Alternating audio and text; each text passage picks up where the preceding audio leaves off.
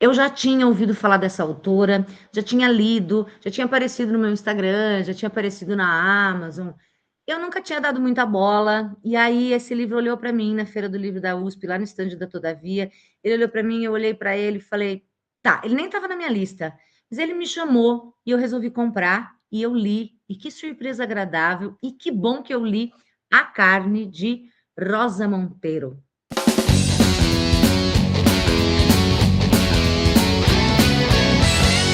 Oiê, você está no canal Fala Pra Camões, eu sou Ju Palermo, obrigada por estar aqui. Se puder se inscrever, se ainda não for inscrito, me ajuda bastante. Deixa um comentário para mim, se você não tiver o que dizer, você deixa um joinha, um coração, qualquer coisa tá valendo, né? E por falar em tá valendo, valeu demais, como eu disse, eu segui esse negócio de pegar a Rosa Monteiro. Eu sei que ela é muito famosa, o tal do A Louca da Casa é um livro dela que eu já vi várias vezes, já me foi indicado pela Amazon, enfim. E aí, mas era meio, eu, pelo que eu tinha entendido, era meio não ficção, eu fiquei meio assim, né? E aí, esse, pelo que eu entendi, é o último dela trazido pela Todavia, o mais recente, né? Ah, a Todavia bota as folhas de, os dados atrás, né? Ó, ela escreveu em 2016, La Carne, é o original, ela é uma autora espanhola, né? E chegou no Brasil em 2026 mesmo. Então, é, até onde eu entendi, o último livro dela, que a Todavia trouxe, mas tem vários outros publicados, o que eu achei muito legal, porque agora que eu gostei do estilo e gostei da autora, eu tenho vários outros dela para ler, né? Essa é uma das coisas que eu falei. No dia que eu fui para a festa, a feira do livro da Unesp, inclusive, se você não viu esse vídeo, tem aqui no canal, aqui, eu nunca sei, porque eu mostrei todos os livros que eu comprei e falei um pouquinho sobre eles, e eu disse lá, né? Conforme eu for lendo, eu vou trazendo para vocês. E esse aqui eu comecei a ler na noite do mesmo dia. Eu voltei no domingo, 2 da tarde, li O Cor de Defunto, da Cami de Malta, que já é para ter resenha aqui no canal. Eu acabei de gravar, eu não sei qual que eu vou publicar primeiro, mas enfim, se já tiver publicado, vai aparecer aqui para você. E aí li em 2 horas, porque é um livro curtinho, e aí peguei esse aqui, comecei no mesmo dia, terminei acho que na terça-feira, né? Porque segunda foi um dia corrido para mim, terça nem se fala, então eu comecei no domingo, li um pouquinho mais na segunda e finalizei a leitura na terça e realmente gostei demais. E aí eu falo também isso no vídeo, né? Claro que na festa do livro, na feira, é que a Unesp a USP é festa do livro e a Unesp é feira do livro, e eu confundo os dois, inferno, toda vez que eu falo eu tenho que parar e pensar. Na Unesp, lá quando vende os livros na Unesp, eu falei isso no vídeo. Eu fui com a minha listinha, e na minha listinha tinha coisas que eu queria descobrir, né? Mas a maioria de autores ou autoras que eu já conhecia. E aí, quando você compra uma autora, um autor que você conhece, você sabe que é bom, né? De maneira geral, pode não ser aquele livro específico, enfim. Mas essa coisa de descobrir uma autora nova também é muito legal. E é assim que eu descobri a Rosa Monteiro, que é uma autora que está viva, né? Diz aqui na orelha, um dos principais nomes da literatura espanhola contemporânea. Rosa Monteiro nasceu em Madrid em 1951, jornalista, ficcionista e ensaísta, é autora de diversos livros aclamados mundialmente, como A Ridícula Ideia de Nunca Mais Te Ver, esse é um que eu queria ler, Nós, Mulheres, A Boa Sorte, O Perigo de Estar Lúcida e A Louca da Casa, todos publicados pela Todavia. Tem bastante livro, né, para ler dela. Quando eu coloquei eu sempre coloco no meu Instagram, tem lá nos destaques, quando eu acabo de ler um livro, eu boto lá, boto o numerinho, né? Aí depois eu ganhei esse aqui de aniversário da minha irmã, ó, terminei hoje. Acho que eu não atualizei, ou atualizei. Acho que não atualizei ainda hoje. Tá no 43, ali tá 42.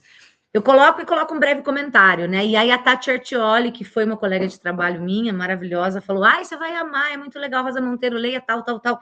Eu já nem lembro agora quais desses ela indicou, mas o comentário tá lá no meu Instagram, eu consigo ver. De que fala A Carne? Achei super divertida a história. É uma mulher de 60 anos, né? Que se chama Soledad. Soledad, o que tem o sobrenome dela que também é muito bom. Bom, então a história é sobre essa mulher, a Soledad, que ela acabou de fazer 60 anos e está lidando com todas as questões do envelhecer sendo mulher, né?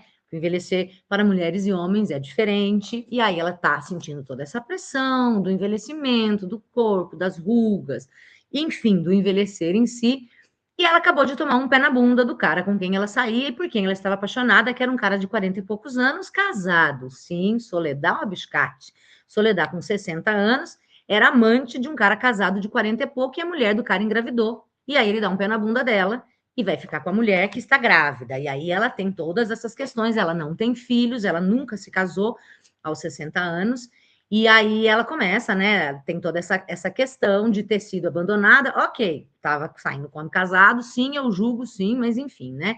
E aí a mulher do cara ficou grávida e ele abandona ela, Soledad, e aí ela tem toda essa coisa do ela nunca ter tido filho, ela se sentir velha, a mulher tá aí gerando uma vida, enfim. E ela vai à ópera perto do aniversário dela. A ópera é Tristão e Isolda, que é uma obra que ela gosta muito e que ela ensinou o cara a gostar.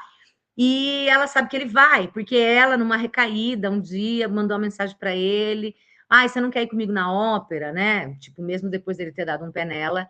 E ele fala: ah, eu comprei ingresso. Então, tipo, ele vai. E aí ela sabe que ele vai. E aí é aquela coisa, ela quer que ele veja ela bem e maravilhosa, e ela sabe que ele vai estar lá com a esposa, e ela não quer que ele veja ela sozinha. Então ela resolve contratar um garoto de programa para ir com ela à ópera. É só isso que ela quer. Ela não quer transar, ela não quer nada. Ela quer ir com um garotão para que o ex dela não veja ela sozinha, né, sofrendo, ou enfim. Então ela entra num site desses serviços de acompanhantes, escolhe lá um moço que na verdade é russo e se chama Adam, né? E aí tem essa coisa de Adão, o nome por excelência do homem, enfim, o primeiro homem, né?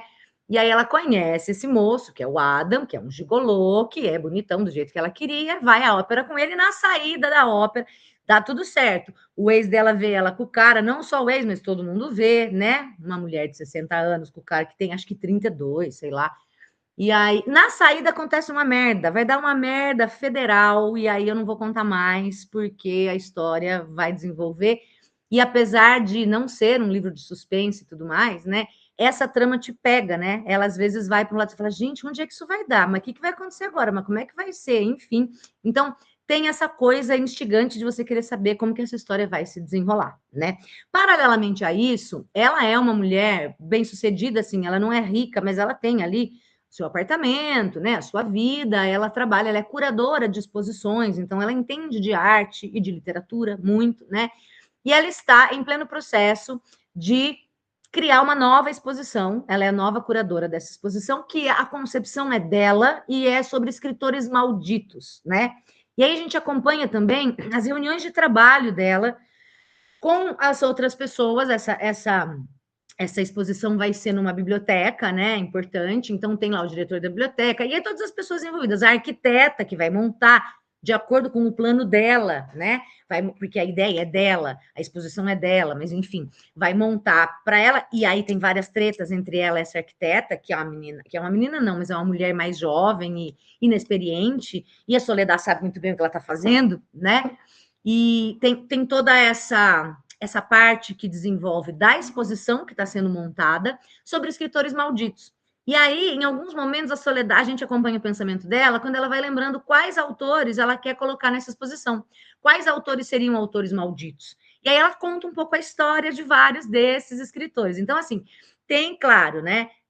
A história, a trama, a história dela sendo contada, e tem um pouquinho de não ficção quando ela fala desses autores, é quase uma não é uma enciclopédia, mas quase uma lista desses autores. Ela conta um pouquinho a história desse cara, e aí, beleza, passa a vida dela, daí conta mais um pouquinho de outro. Então, ela faz essa mistura um pouco entre a trama sendo contada e um pouco de conhecimento para a gente, para o leitor, a respeito desses autores malditos. A passagem da trama em si, para esses momentos em que ela te dá conhecimento, não é super smooth, assim, sabe? Quando ela começa falando de um autor, você fica, tá bom, lá vem ela dar aula agora para nós, né? Mas mesmo assim funciona, é interessante, né? Ela vai falar de autores aqui, principalmente porque ela fala de vários autores espanhóis que eu não conhecia, ela não fala só de autores espanhóis, mas ela fala de alguns que eu não conhecia, então assim, é legal, mas tem essa coisa do pronto, lá vem uma aula da Rosa Monteiro sobre, na Voz da Soledad, sobre esses autores, né? Então, não é assim, nossa, encaixa na narrativa, porque é isso que está passando na cabeça dela, porque ela está montando a exposição, né? Mas é aquele tipo de coisa, ela está falando para a gente saber, porque ela não precisava pensar isso, porque ela sabe, né? Então, tem esses momentos meio didáticos, assim, de ela passar conhecimento a respeito desses autores.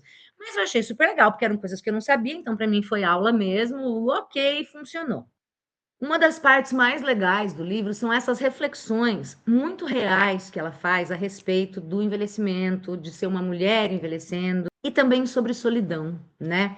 Então, essa coisa que ela fala, que quando ela vai num lugar, todo mundo tá em casal, todo mundo tá em casal. Ela vê um homem, ela fala, esse aí é meio bonito. Já chega uma mulher do lado, até os patos da lagoa estão em casal, todo mundo vive em casal. Essa sensação, quando você tá sozinho, de que só você tá sozinho, de que o mundo inteiro encontrou o seu par e você não, né?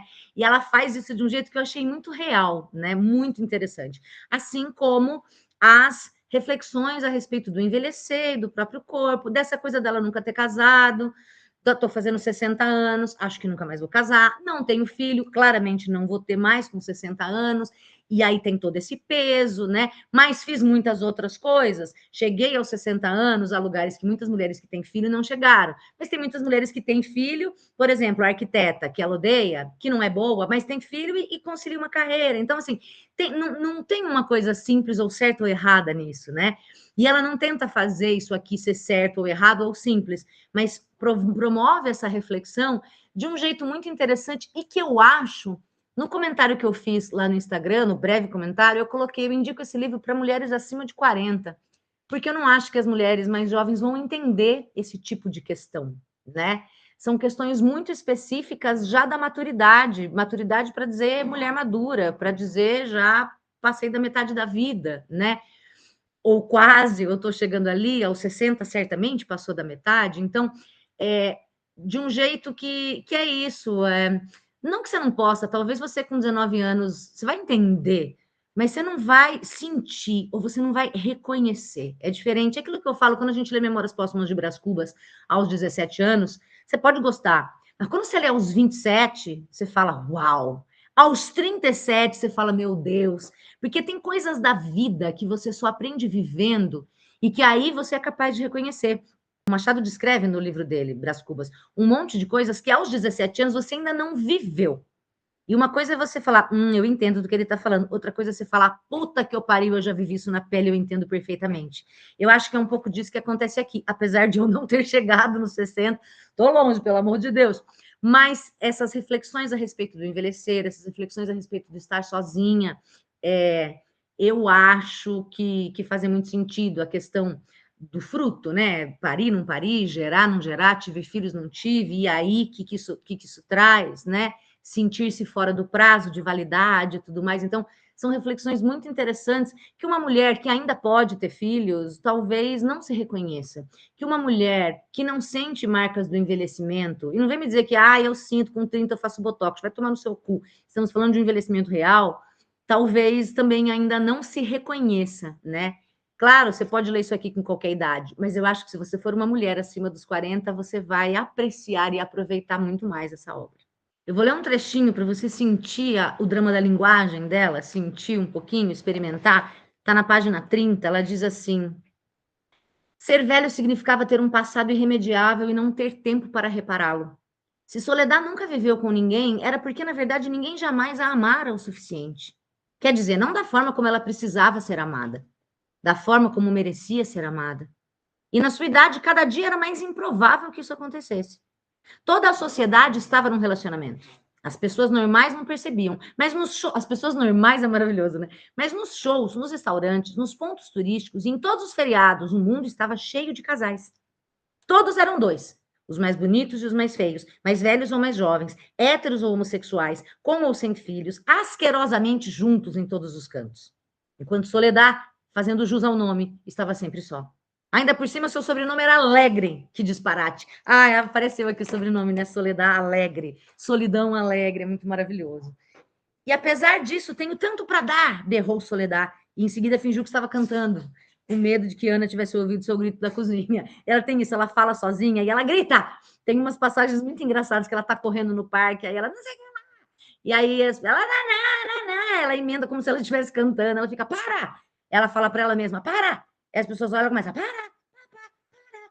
Ela inventa que está cantando. É muito engraçado, assim, apesar de ser algumas crises que ela tem, né? Então tem essas partes engraçadas, tem tipo, ela vai gastar uma puta de uma grana com esse gigolô, que não é pouca, né? E aí você fica, mana, que furada, mas enfim, a história se desenvolve assim, e até aqui só falei de coisas positivas e achei interessante, muito divertido, muito sensível, Foi uma leitura muito gostosa, eu recomendo demais. Porém, como eu sou Ju Palermo, e eu sou chata, e eu sou crica, eu tenho alguns pontos aqui que me incomodaram um pouco. A Soledad é uma mulher muito bonita, ela é magra, e ela tem peito pequeno. Eu acho que a coisa do peito incomodou, porque assim, quando a gente fala de velha, né? Ah lá, véia, tem duas coisas. Primeiro é o cabelo grisalho, né?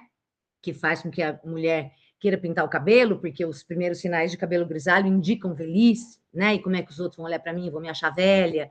É o cabelo grisalho e os peitos caídos. A primeira coisa que a gente fala é isso, né?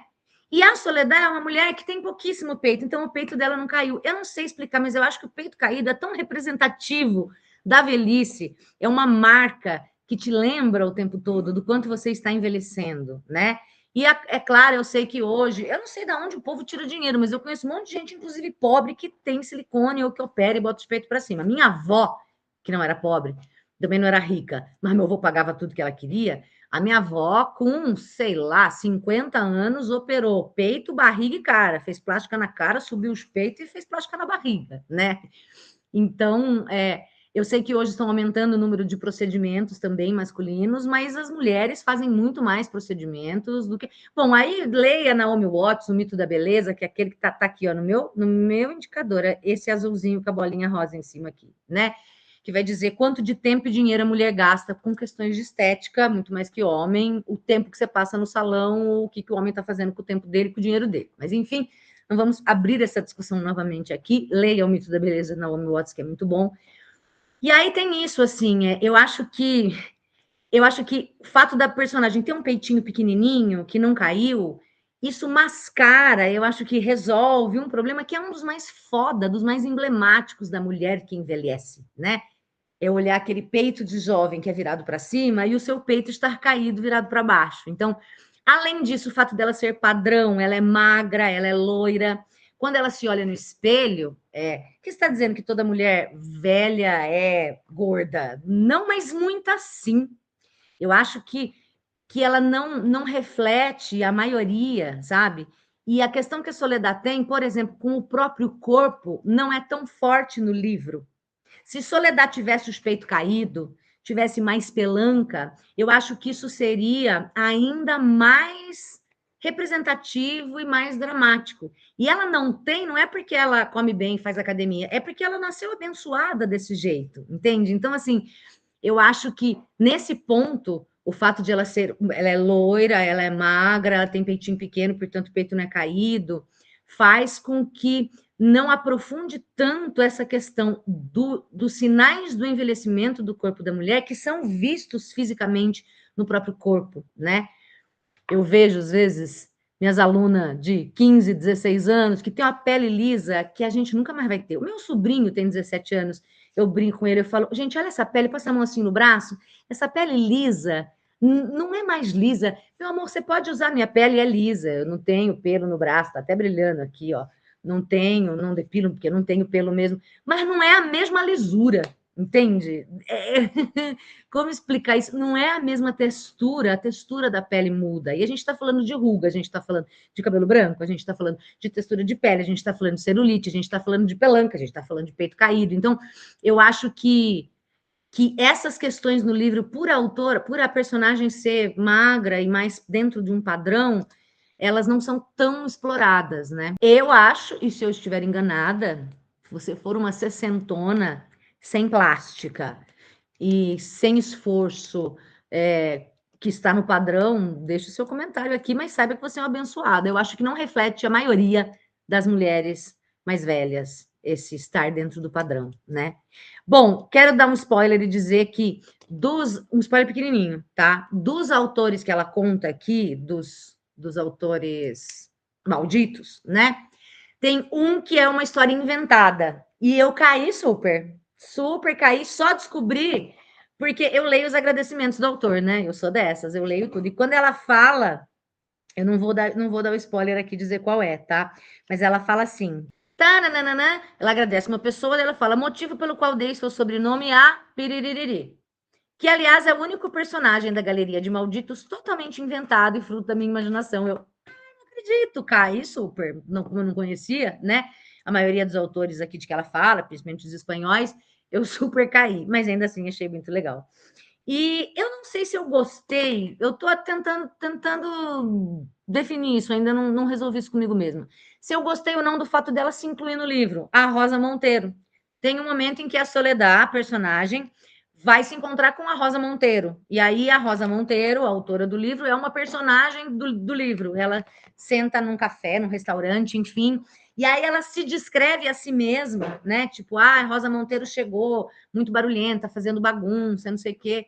E elas têm um diálogo que é bem interessante, mas eu não sei se eu gostei, achei uma coisa meio narcisista que não precisava se colocar no próprio livro. Não sei, por outro lado também tem essa, o livro é dela, pode ter gente que fale, porra, achei mó legal. Eu não sei ainda se eu não gostei. É o que eu falei, eu não decidi se eu não gostei. Me deu um quesinho de estranhamento, uma pontinha de estranhamento, que eu não sei se eu gostei ainda ou não. Você já leu, isso te incomodou, né? Ou não? Me conta aqui, porque eu estou tentando formar minha opinião a respeito desse caso, não sei ainda o que pensar. De todo modo, gostei demais da Carne. Pretendo ler outras coisas da Rosa no futuro, né, gente? Porque eu estou cheia de livro para ler aqui, mas no futuro pretendo cometer mais aquisições de Rosa Monteiro e depois venho contar tudo para vocês. Se você já leu, deixe aqui seus centavos de opinião. Se não leu, deixa aqui, se você vai esperar fazer 40 ou mais para ler, ou não. Enfim, é isso. Deixa qualquer coisa, deixa um joinha, deixa um oi, Ju, que me ajuda. Eu sei que parece que não, mas eu juro que sim, né? Ajuda engajamento. É isso, eu volto com mais resenhas. Tem, como eu falei, tem bastante livro agora que eu comprei aqui e estou conseguindo colocar minha vida de volta e fazer os vídeos do canal com um pouco mais de antecedência, porque eu entrei numa fase muito louca aí de ter que abandonar temporariamente, mas estou de volta, tá? Eu li a Carne e achei muito legal, recomendo, quero mais e volto mais para frente com outras resenhas. Beijo, obrigada, falou, valeu e até.